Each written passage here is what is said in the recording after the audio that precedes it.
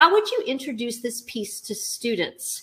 And I'm really excited about this question because it's a completely different idea share. It's very, very practical. And so what I'm going to do is I'm going to play this piece that I was telling you about before, Pretty Creepy, which is that really popular piece.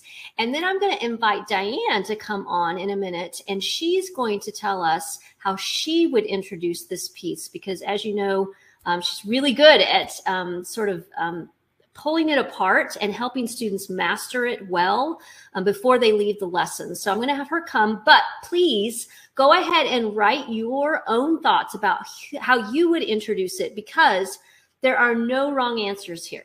So you may do it completely different than Diane does it, or completely different than I do it, and that's perfectly fine. The more ideas that we have about how to introduce a piece, I think the better.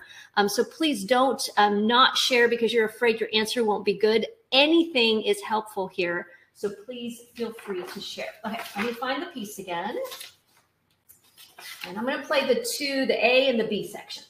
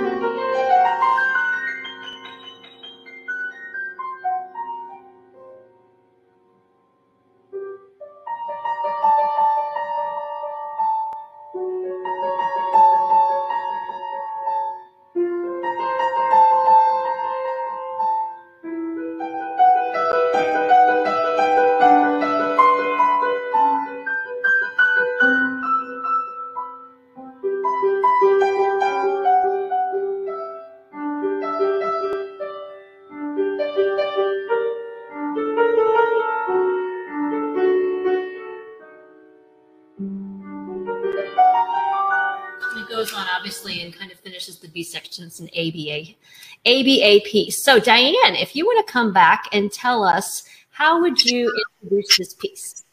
Well, first of all, I think it's a very cool piece, and it also, I don't want to use this word, but I will say it anyway. It suffers from something that sometimes happens with pieces that have what you could call static rhythm, or rhythm that repeats, which is that when a student looks at it, they just see a sea of notes, and it can be very overwhelming for them when they first get a visual hit off of it. It just looks like, well, they can see it's not staying put. So a lot of times they can get kind of nervous when they see something like that. So I sometimes, in fact, a great deal of the time, do not hand them that score looking like that. I hand them a score looking like this. So, you know, in the very first phrase, the same thing happens 3 times. But if you look at all 3 of them, and the first thing they try to do is figure out where they're going to move, it can be really overwhelming to them.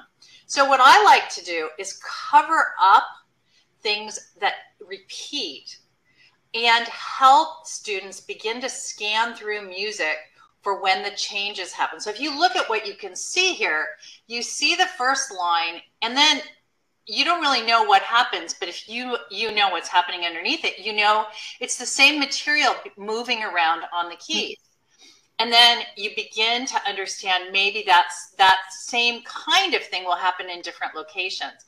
So if you hand them an entire sheet, like what I think is really important, and I do this all the time, if you look at the difference between even just that yellow piece not being there to help them focus, there is no benefit to having students have to ignore something. It's just a lot of extra work. It's a lot of visual work for them. Mm-hmm. So it's kind of like if you gave a kid an eye test and said, could you please tell me the 3rd line from the top, what's the first letter? Oh my gosh, yes, yes. Or you could just, you know, use a little thing and say, read the letters. So that's what we're doing for them. We're kind of giving them a cheat sheet of what to look at. Mm-hmm. And then if you do things like put little stickers on the Post-it notes, you can do things like say, which one do you want to take off? Let's see what happens. And then, you know, look, what happens the first time you take one off? Looks to me like it's going up. You can practice doing the pattern without moving first, which is one of the easiest things to do. You get good at the pattern and then say, well, what could you move it up? Or you can turn your student into the composer. You can say, what do you think would happen? I bet it doesn't sit there for the entire piece. What do you think it might do? Because that'd be kind of boring if it went da da da da da da da da, never moved, never did anything interesting.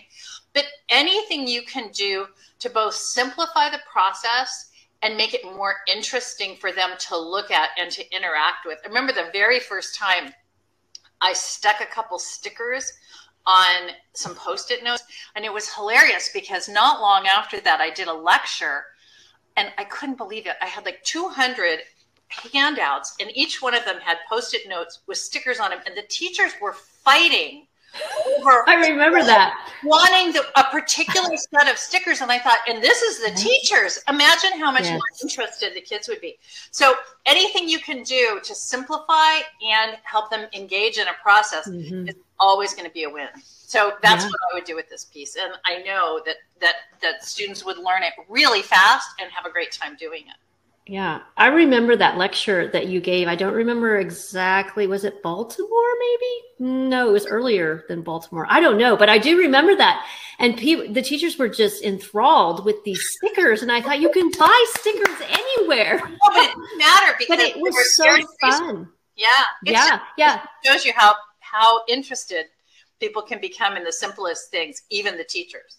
Yeah, and I think you've called them peekaboo windows before. I did. Right? I called them peekaboo windows. Yeah, when you're trying to figure out what's different.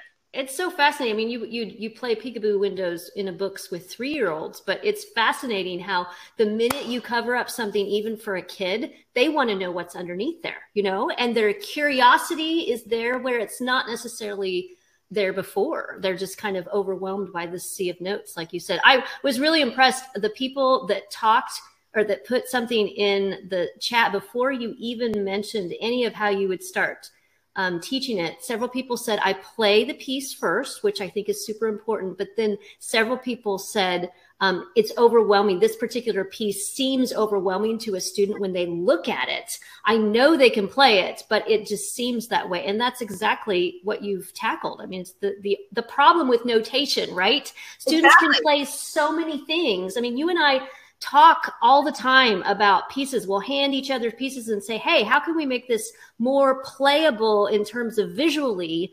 And it's hard because something can be very playable, but the minute you put it on a piece of paper for them to read, it becomes so much harder. So I love that this solves that. So cool.